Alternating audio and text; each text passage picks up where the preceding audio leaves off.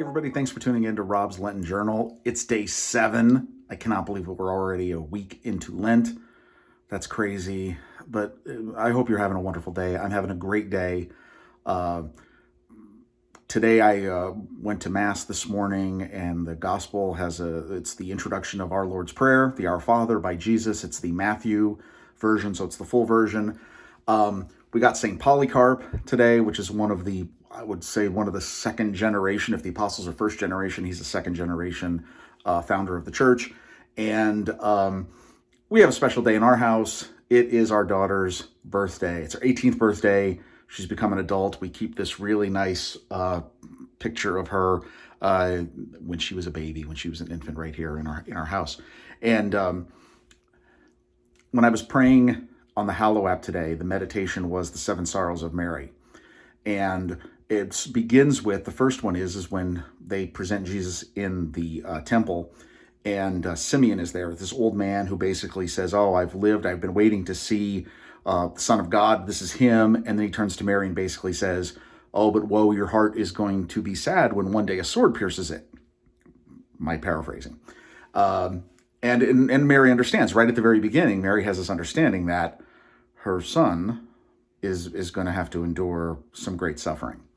And interesting connection to our life.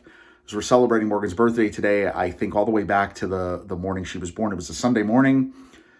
We got to the hospital early on. Margie was having her pains and contractions.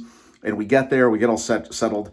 And the doctors basically say, you know what, you're going to be here for like 8 hours, right? And I'm like, are you serious? But I maybe had thought about leaving, but then I was like, no, I can't do that. And I did tell Margie. Margie knows this. I did not leave. It's a good thing I didn't leave, because lo and behold, a short while later, like 30 minutes later, they come in to check on her again, and she's ready to have a baby.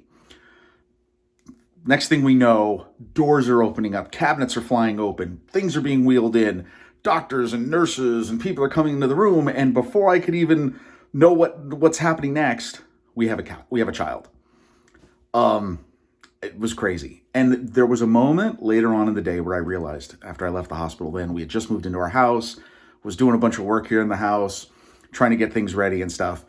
And I had this moment where I realized, wow, you know what? It moved so fast. I didn't pray. I wasn't praying while this was actually happening, because it was so, mind-blowing, and everything was happening all at once. It was chaos. And I thought to myself how grateful I was that, I have been praying up until that point, right? Like, in your moments that were good and that you could make that time to pray, I was doing that. There's no ticker in heaven that's saying, Rob has prayed this much now. That's great. He's got to pray a little bit more. It's not how that works.